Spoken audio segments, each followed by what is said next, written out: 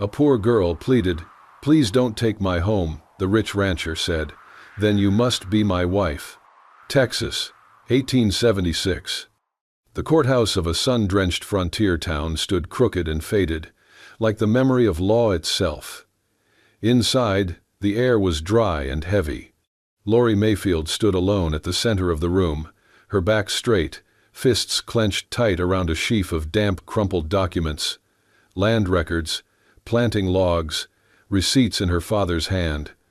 Her voice had already been heard, her case already weighed. The judge lifted his gavel and looked down over his spectacles. Without a formal deed, no matter the years of use or improvement, the land is not legally hers. It is considered vacant property. The gavel struck. "This land shall be annexed to the adjacent Boone Ranch holdings." Gasps, some mutters, a few long stares. Lori didn't blink, she didn't cry, she didn't look back. Her nails bit into her palms so hard they bled, but she didn't flinch. Outside, the wind kicked up grit. Her boots crunched over gravel as she crossed the street to where her horse waited. Voices chased her down the boardwalk like old ghosts. She should have married by now, too proud, too stubborn. Fool girl, trying to hold land like a man. But Lori only climbed into the saddle, lips thin, jaw set. That land was where her father died with his boots on, where her mother's grave rested beneath the pear tree, where her hands bled over spring plowing. It wasn't property, it was memory. It was home. By dusk, she rode to the wrought iron gate of Boone Ranch. The horizon flared crimson as if the sun were bleeding out. A man stood in the yard, calm and alone, reloading his rifle with practiced, quiet hands. Thatcher Boone, the richest landowner in the county, a man raised hard and sharp, like the hills. He didn't look surprised to see her, just studied her under the brim of his hat. "You here to ask for your land back?" he asked, voice low and even. Lori sat stiff in the saddle. Her voice was not strong, but it was clear. "Please don't take my home." A long silence. Thatcher didn't smile, didn't mock, just looked at her like she was a riddle in the dust. Her dress was threadbare, her boots patched, her eyes, though, clear as melted ice and just as cold. He'd seen tears before, on prettier women, heard pleas, but this wasn't that. Lori wasn't begging. She was fighting for her life with the last weapon she had. Dignity. He said, "The only way for you to stay on that land is if it belongs to you." He took a slow step forward. "And the only way for it to belong to you is if it belongs to my wife." Another pause.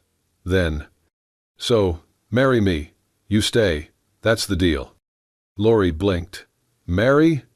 Her voice cracked like a whip. The word felt like a slap. "I'm not a trade. I'm not some tool you use to fix your border lines." "I'm not marrying for love," Thatcher replied evenly. "I'm marrying because you're the first person I've met who'd rather starve than lie." Lori stared. His eyes didn't flicker. She turned to leave, rage buzzing under her skin, but so did helplessness. She had no lawyer, no money, no rights. Her house would be torn down before the week's end. The field she had planted would be turned by someone else's mule. And somehow, this man, this cold, blunt man, was offering her something no one else had, a choice. She looked over her shoulder. "Fine, I marry you, but I stay on my land, and I stay me. No arguments here." By the next morning, they stood side by side in the mayor's office. A hastily prepared marriage license lay on the desk. A deputy served as witness. There were no flowers, no rings, no kisses. Just ink, paper, and silence. Two names joined, two strangers bound. Not by romance, not yet, but by something even rarer on the frontier, respect. The sun had not yet burned the morning frost off the grass when Lori stepped back across the threshold of her father's house. It stood exactly as she had left it, stubborn against time and wear. The front steps still creaked, the roof still sagged, and the air still smelled of dry earth and old wood. She let her fingers brush the worn doorframe as she entered, as if to reassure herself that it had not been a dream. She had married a man she barely knew just to keep this place. Thatcher had not argued. He had signed a separate contract, in ink and dignity, that stated plainly the house and land Laurie lived on would be recognized as a distinct portion within Boone territory. Her name was on it, not as a wife, not as a dependent, but as a steward. It was quiet, thoughtful, and binding. He had not said anything poetic about it, but she saw the respect in that silence. 2 days after the wedding, a man arrived with a toolbox and a pack mule. "Boone sent me," he said, tipping his hat. "Said the roof needs patching and the stovepipes bent." Laurie crossed her arms. "I did not ask for help." He scratched his neck. He said it was in the agreement. When she confronted Thatcher about it, he stood on her porch, unreadable. "You put that in the contract?" "Yes, you're not doing this alone." She stared at him. "I've been doing it alone for years." "And it nearly cost you everything." Laurie held his gaze for a moment longer, then turned inside. She did not slam the door, but she did not invite him in either. The work continued. She accepted only what was necessary. If the stovepipe collapsed, she let it be fixed. If the barn door fell off its hinge, she did not say no to a replacement. But the fields, the garden, the animals, those she tended herself. She drew lines, and Thatcher, to his credit, did not step over them. Until the matter of the well. It was midweek when she saw him there, stripped down to his undershirt and boots, dirt streaked along his forearms. He had been digging since dawn. The old well was too shallow, the water turning brackish. She had mentioned it offhand. Now he was 2 feet down, swinging a pick like any other hired hand. She approached, hesitant. "You didn't have to. You need clean water," he said simply. Then he struck the earth again. She stood there a moment, watching the rhythm of his work. It was strange to see a man who owned more acres than she could count, kneeling in her yard like it meant something. Later that day, the sun was heavy and hot, pressing down from a cloudless sky. Laurie carried a tin cup of water, still cool from the spring, and stepped carefully toward the well. She did not want to admit how often she had checked the window while he worked. But as she approached the edge, her boot slipped. The dirt crumbled under her. In an instant, she tipped forward. Before panic could even rise in her chest, arms closed around her. The impact never came. She felt the thud of another body cushioning her fall. The world righted itself, and she was not in the well, but pressed against his chest, one of his hands gripping her back. Their faces were close, her breath caught. His eyes were darker up close, shadowed but steady. "You all right?" he asked, voice low. She nodded, barely. He lifted her with ease, one arm behind her knees, and carried her back toward the house. Neither spoke. At the door, he set her down gently, his fingers lingering just a moment too long. She said nothing, neither did he. But when he walked away, Laurie touched her chest, startled by how fast her heart was still racing. That night, she lay in bed and stared at the ceiling. The wind moved through the eaves. Somewhere outside, the well was deeper, safer. She did not sleep. Not because she was afraid, but because, for the first time, she did not feel entirely alone in the house her father built. The storm had not given warning. One moment, the air was thick with spring humidity. The next, it broke open, with wind and cold rain that lashed the earth like punishment. Laurie had stayed out too long that night, her coat soaked through, dragging burlap to cover the young corn she had planted only days before. It was not enough. The water had come anyway, rising over her boots, biting into her skin. She did not stop until her fingers were too numb to tie knots. The next morning, she did not rise. When Thatcher arrived, the front door was ajar. The house was quiet, too quiet, save for the soft sound of wind pressing against the shutters. He stepped inside, calling her name. No answer. In the corner of the room, he found her curled under a threadbare quilt, cheeks pale, sweat shining on her brow. He did not speak. He simply knelt, reached out, and felt the heat burning off her skin. He stoked the fire first. Then he boiled water, mixed herbs, found the small tin of tea she kept near the window. He wrapped a scarf around her neck, added another blanket, and sat beside her. She did not stir. That night he stayed. He had not planned to. He had only meant to check in, to make sure she was safe. But her breathing was uneven, her hands too cold, her pulse shallow under her skin. He cooked oatmeal and forced her to sip from a spoon. When she coughed, he held the basin. When she shivered, he rubbed her hands between his own until her fingers curled slightly, instinct clinging to warmth. On the second night, the fever deepened. She muttered nonsense under her breath, names he did not recognize, her father's, perhaps. Memories slipped loose under the weight of the fever. Thatcher sat in the wooden chair beside her bed, boots still on, hands folded. Every few minutes he would rise, place another log in the stove, adjust the blanket, press a damp cloth to her forehead. The moon rose, full and clear outside the frosted window. He fell asleep holding her hand.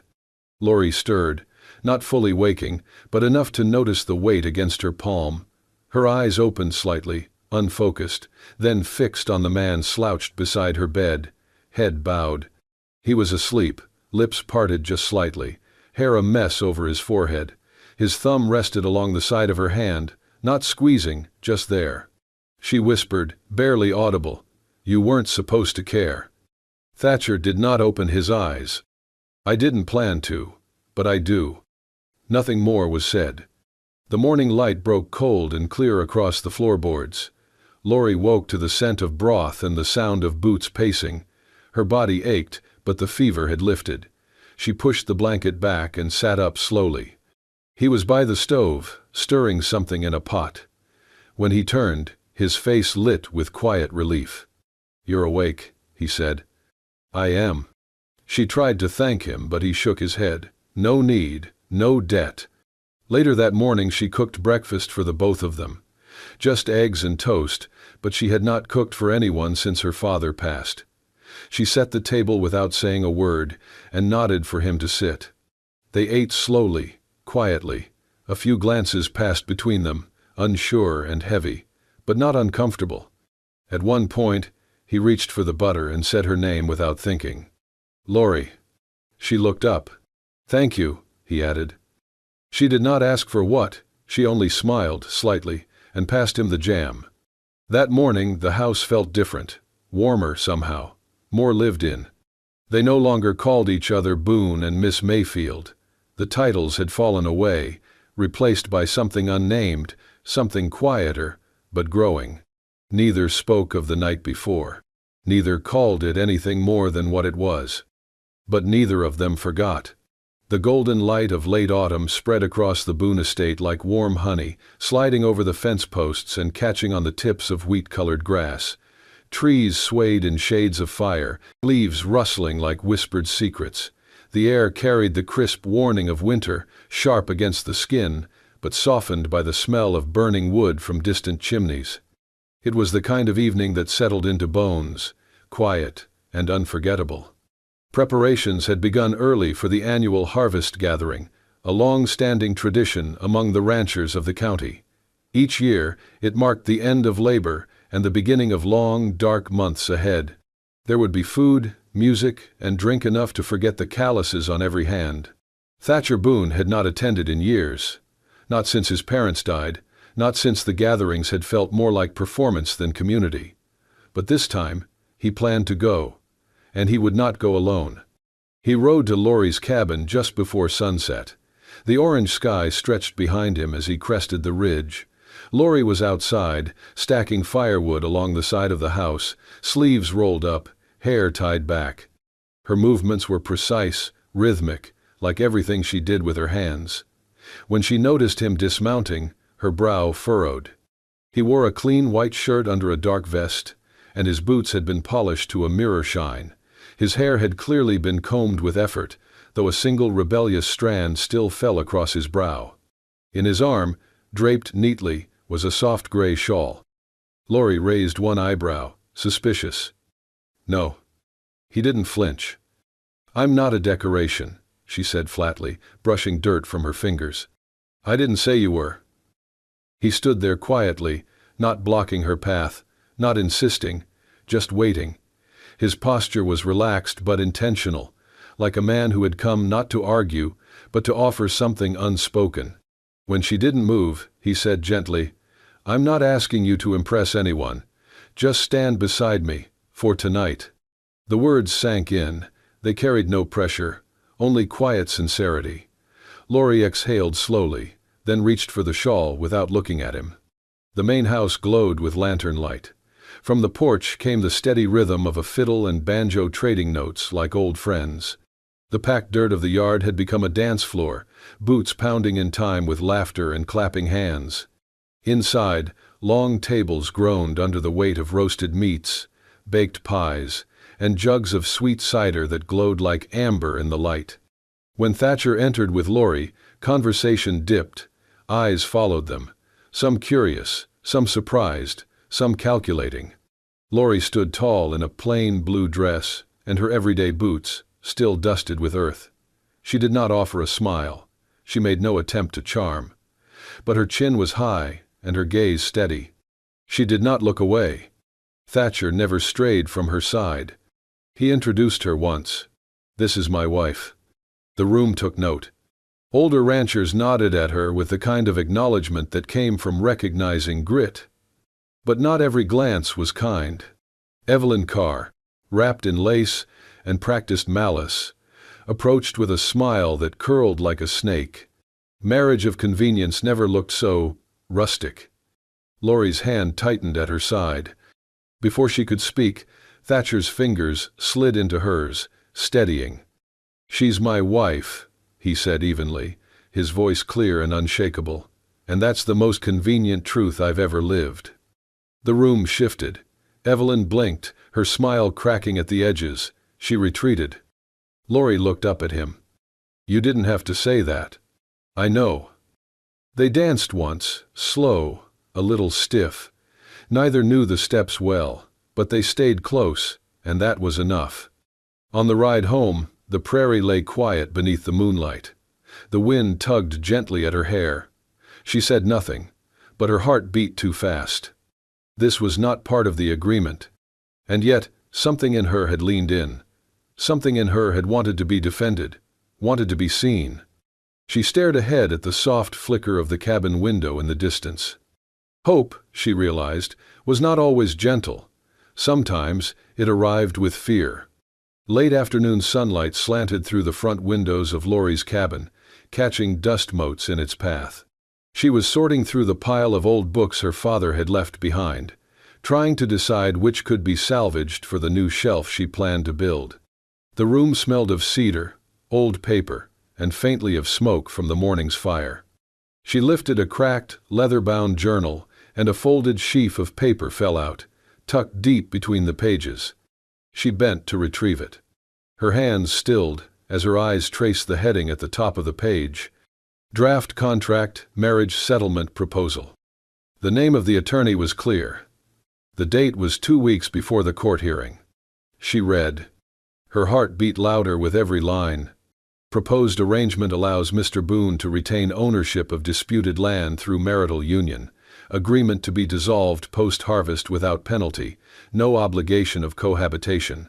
Purpose strictly legal. The words blurred. She sat down slowly on the edge of the bed, still gripping the page. Her thumb left a crease near the signature line. A sharp breath escaped her lips, but she didn't cry. She didn't have the strength. She read the last line again.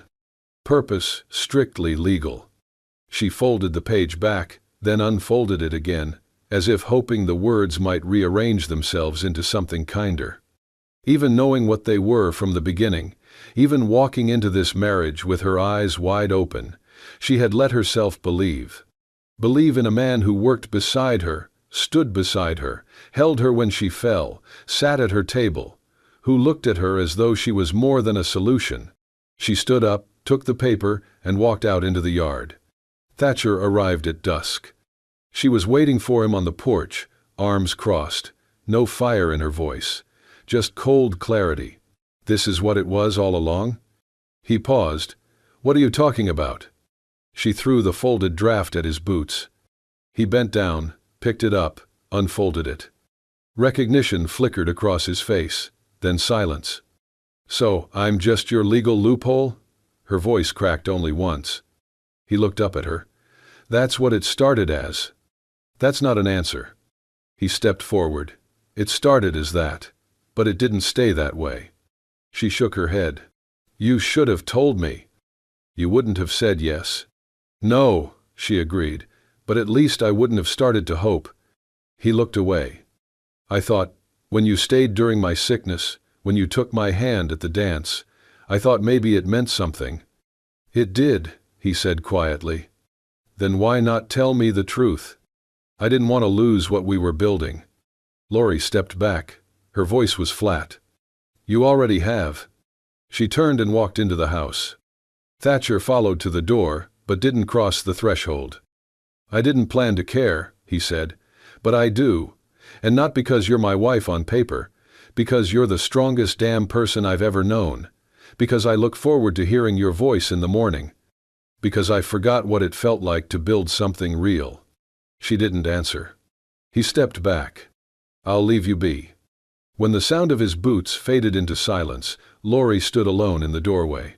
Her hands trembled, not from anger, from the ache of almost. She walked to the chest at the end of her bed, opened the lid, and pulled out the simple cotton dress she'd worn the day they signed the papers. She lit a match. The flames caught quickly, curling the edges of fabric like autumn leaves. She didn't watch it burn. But long after the last thread turned to ash, the smoke still clung to the rafters. And her silence. The wind had picked up by dusk. The first snow of the season came early, as if the sky itself had grown impatient. Thick flakes swept down over the mountains, turning the trail into a white blur of silence. Lori pulled her shawl tighter around her shoulders and stared at the dying fire in the stone hearth of the cabin her father once built. The roof still held, barely, and the windows were nothing but gaps between planks. But it was hers. It had been his. And tonight it was enough. She sat cross-legged on the floor, wrapped in blankets, cradling her father's old notebook. The pages were yellowed, ink faded, but his handwriting remained steady and bold. Planting seasons, measurements, doodles of fence posts, and scribbled in the margins, notes of pride. Lori held the hammer straight today. She learned to measure without the stick. She'll outwork any man. She closed the book, hugged it to her chest, and closed her eyes. Below, on the trail winding through snow-dusted pine, Thatcher Boone gripped the reins tight, his horse panting through the climb. He had searched the house, the barn, the fields. She was nowhere. But he knew her, enough to guess where she would go when the world grew too heavy. Somewhere old, somewhere untouched. He saw the smoke first, thin and struggling. Then the roofline. He dismounted and ran the last stretch on foot, boots crunching in the frozen grass. He pushed the door open without knocking. There she was, pale, curled in blankets, shivering even by the fire. Her eyes fluttered open. He knelt beside her. "You shouldn't be here," she whispered, voice raw. "And you shouldn't be up here alone in a storm." She coughed, pulling the blanket tighter. "I didn't think it'd snow." "I know." She looked down, ashamed of the tears threatening in her eyes. "You lied to me." "I did," he said, without flinching. "And I hate myself for it." He reached for another log and fed it to the fire. "But I didn't come here to explain. I came because I won't let you be alone in this storm." She said nothing. "I'm not asking you to forgive me," he added, eyes on the flames. "I just want you to stay warm. That's all tonight needs to be." He moved to the far side of the cabin, pulled off his coat, and spread it on the floor. Lori's voice was barely a whisper. "You came all this way?" "Yes." "In the snow?" "Yes." She held the notebook tighter. "I wanted to feel like I was still his daughter," she said, "not just someone's contract." Thatcher lay back against the floorboards, folding his arms behind his head. "You are," he murmured. "You always will be." For a long time, only the sound of crackling wood and distant wind filled the cabin. Lori closed her eyes. She didn't ask him to hold her, didn't ask him to stay. But he did. Quietly. Completely. And as the night wore on and the fire burned low, the storm outside raged on without them. But inside, for the first time in weeks, she felt safe.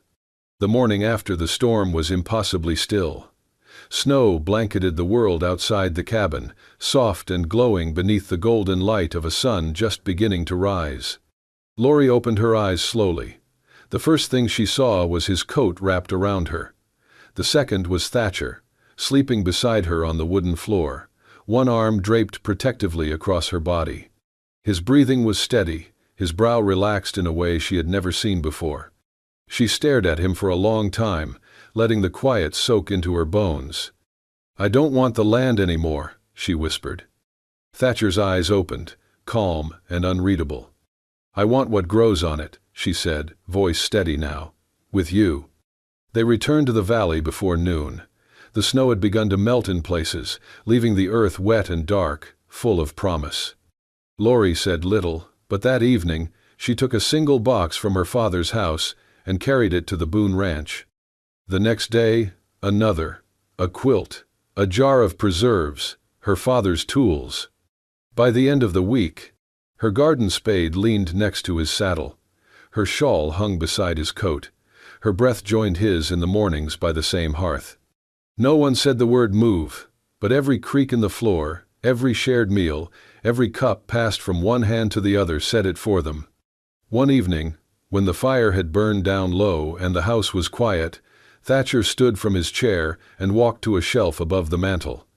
He reached up and pulled down a small wooden box. Lori watched him in silence. He turned, walked back to her, and knelt down. "I've asked you before," he said, voice low. "With papers and contracts and everything a man can sign." He opened the box. Inside was a simple silver ring, slightly uneven, clearly handmade. This time, no courthouse, no bargain, just this.